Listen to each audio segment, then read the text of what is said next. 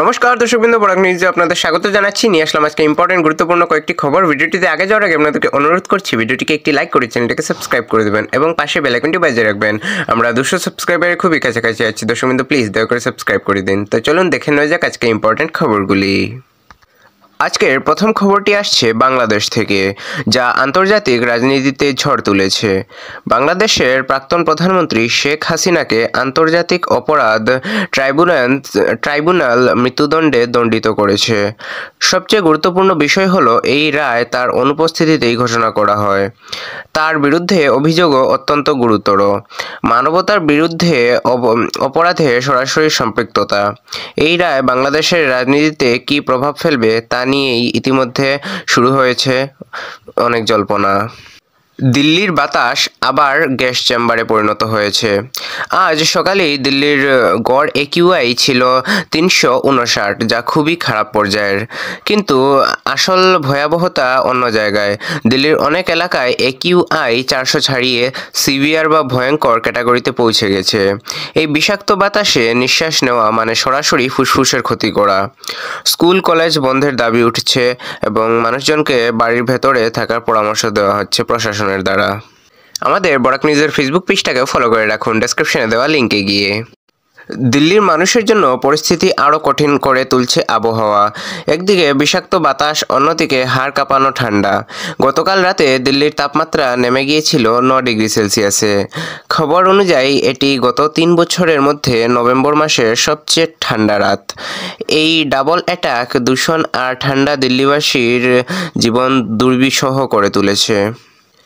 এবার একটু আন্তর্জাতিক খবরের দিকে নজর রাখি। ইউক্রেন রাশিয়া যুদ্ধের আবহে একটি বড় কূটনৈতিক বৈঠক হতে চলেছে। ফ্রান্সের প্রেসিডেন্ট এমানুয়েল ম্যাক্রো ইউক্রেনের প্রেসিডেন্ট ভলোদিমির জেলেনস্কিকে প্যারিসে আমন্ত্রণ জানিয়েছে। সূত্রের খবর, এই বৈঠকটি 17 নভেম্বর অর্থাৎ আজ অনুষ্ঠিত হবে। মনে করা হচ্ছে এই বৈঠকে ইউক্রেনকে আরও সামরিক এবং আর্থিক সাহায্য নিয়ে বড় কোনো ঘোষণা হতে পারে। আজ রাতে আকাশের দিকে তাকাতে ভুলবেন না। বিখ্যাত লিওনিড উল্কাবৃষ্টি বা মিটিওর শাওয়ার আজ রাতে তার চূড়ান্ত পর্যায়ে পৌঁছাবে। 16 থেকে 18 নভেম্বর অর্থাৎ আজ রাত জুড়েই এই মহাজাগতিক দৃশ্য দেখা যাবে। লিওনিড উল্কাবৃষ্টি তার দ্রুতগামী এবং উজ্জ্বল উল্কার জন্য বিখ্যাত।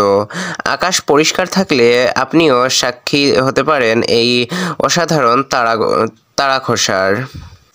জাতীয় তদন্তকারী সংস্থা বা এনআইএ একটি বড় সাফল্য পেয়েছে। দিল্লির ঐতিহাসিক লালকেল্লার গাড়ি বিস্ফোরণ মামলায় আমির রশিদ আলী নামে এক কাশ্মীরি যুবককে গ্রেফতার করা হয়েছে। এই গ্রেফতারি মামলাটিকে কোন নতুন মোড় দেয় সেদিকেই এখন সবার নজর। বিহারের রাজনৈতিক চিত্র স্পষ্ট হতে চলেছে। এনডিএ জোট বিহারে নতুন সরকার গঠনের জন্য চূড়ান্ত প্রস্তুতি নিচ্ছে। জোটের অন্দরে সব আলোচনা প্রায় শেষ।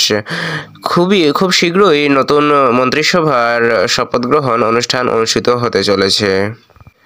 ভারতের স্বপ্ন বুলেট ট্রেন প্রকল্প। এই প্রকল্পের অগ্রগতি কতটা হয়েছে তা খতিয়ে দেখছেন স্বয়ং প্রধানমন্ত্রী নরেন্দ্র মোদী। একটি উচ্চ পর্যায়ের বৈঠকে তিনি এই প্রকল্পের পর্যালোচনা করেন এবং আধিকারিকদের যত দ্রুত সম্ভব কাজ শেষ করার নির্দেশ দিয়েছেন। পরিবেশ নিয়ে আবারও একটি গুরুত্বপূর্ণ খবর। কেন্দ্রীয় বাণিজ্য মন্ত্রী পীযূষ গোয়েল প্লাস্টিক শিল্পের প্রতি একটি বড় আহ্বান জানিয়েছেন। তিনি বলেছেন, প্লাস্টিক শিল্পকে 100% পুনর্ব্যবহার বা রিসাইক্লিং এর লক্ষ্যে কাজ করতে হবে। পরিবেশ বাঁচাতে এই পদক্ষেপ অত্যন্ত জরুরি। আজকের শেষ খবর, যা হয়তো সবচেয়ে গুরুত্বপূর্ণ। COP30 শীর্ষ সম্মেলনে পরিবেশ আন্দোলনকারীরা গোটা মানবজাতিকে সতর্ক করেছেন। তাদের স্পষ্ট বার্তা, আমরা যদি এখনও জীবাশ্ম জ্বালানি ফসিল ফিউল অর্থাৎ কয়লা, পেট্রোল, ডিজেলের ওপর নির্ভরতা না কমাই তবে তা মানবজাতির জন্য স্বধ্বংসাত্মক বা সেলফ ডিস্ট্রাকটিভ হয়ে দাঁড়াবে। এই সতর্কতা আমাদের ভবিষ্যতের জন্য এক অশনি সংকেত। তো এগুলো ছিল আজকে ইম্পর্ট্যান্ট এবং গুরুত্বপূর্ণ কয়েকটি খবর। এগুলোর মধ্যে আপনার সবচেয়ে বেশি গুরুত্বপূর্ণ বলে কোনটি মনে হয়েছে কমেন্টে নিশ্চয়ই জানাবেন এবং ভিডিওটিকে শেয়ার করে দেবেন আপনার কাছের মানুষজনদের কাছে। দেখা হচ্ছে আগামীকাল আরেকটি ভিডিওতে। ততক্ষণের জন্য ভালো থাকুন, সুস্থ থাকুন। জয় হিন্দ।